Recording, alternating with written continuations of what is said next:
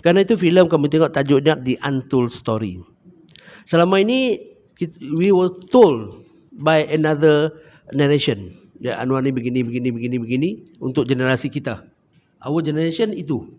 Dan itu kita punya objective to do the movie to correct the history. And this is from Anwar perspective. That's why Untold Story.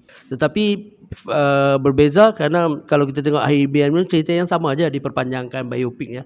Yang Anwar ni sebenarnya bukan filem biopik ya. Ini bukan filem biopik, tapi aspek penting perjalanan keriernya. Gitu. Jadi kalau yang kedua pun bukan biopik. Karena biopik kan kalau harus ambil daripada mula sampai lahir itu tidak ya sampai sukses. Dia bukan begitu. Kita ambil faktor-faktor dan kita lihat yang kedua ini yang paling bagus itu adalah pelanggaran pencerobohan hukum dan during the trial itu banyak. Jadi kita consider that tapi belum ada apa-apa, cuma just explore aja. Kita waktu jadi pembuatan itu tidak punya target bukan untuk PRU atau apa ya waktu itu ya Pak ya, kita lebih sifatnya gimana cara waktu itu penawarannya adalah begini. Kalau film ini untuk PRU atau apa, saya pasti harus bikin yang berupa propaganda. Dan itu buat saya tidak menarik untuk membuat seperti itu. Apalagi dengan kalimat film pesanan, film yang dibuat untuk menaikkan beliau atau apa. Tapi film ini dibuat dengan niat orang mengenal beliau seperti apa yang sesungguhnya. Jadi kalau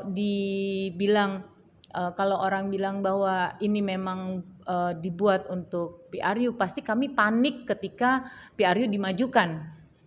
Karena jujur waktu kami menerima, kebetulan suami saya produsernya ya, jadi saya bilang sama dia bahwa ini nggak ada hubungannya dengan PRU, tidak ada hubungannya dengan propaganda. Even film ini tidak diputar di Pawagam sekalipun, kita harus terima.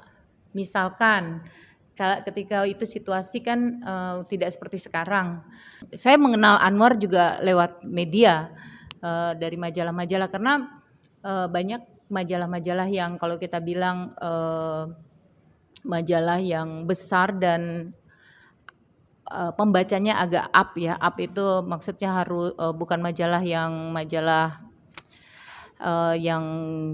bawah atau sembarang menulis berita ya, tapi mereka pasti melakukan research dan sebagainya untuk menulis tentang Anwar, dan mereka banyak menulis tentang Anwar dengan hal-hal yang lebih positif. Jadi saya mengenal Anwar walaupun begitu banyak polemik di sini atau berbicara tentang kita seperti hal yang sodomi lah atau apa, semuanya itu di media Indonesia saya rasa lebih banyak yang tidak mempercayai atau itu sebuah konspirasi atau apa. Jadi makanya kedatangan Anwar seperti sekarang, atau Anwar waktu bebas dari penjara dia datang juga ke Indonesia, dia disambut dengan sangat terhormat ya.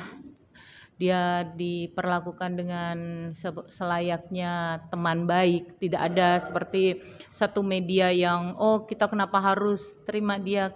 Mungkin ada tapi saya tidak terbaca karena mayoritasnya berita lebih memihak kepada beliau yang saya baca. Karena ketika saya ditelepon untuk film ini pun, apakah kamu mengenal Anwar Ibrahim? Saya rasa di kota-kota besar semua orang mengenal Anwar Ibrahim. Itu bisa dibuktikan dengan ketika saya mencoba untuk, belum pasti lagi bisa masuk ke Kuala Lumpur, tapi Pak Zunar sudah menawarkan untuk pembuatan film ini. Hampir semua kru ya yang kita hubungin semuanya mau membuat, sangat antusias. Dan ketika kita melakukan video call dengan Pak Anwar, kru-kru saya dengan sangat percaya diri bilang, Pak, kami mendukung Bapak gitu. Pada saat itu masih 2 tahun yang lalu ya, belum lagi jadi seperti sekarang.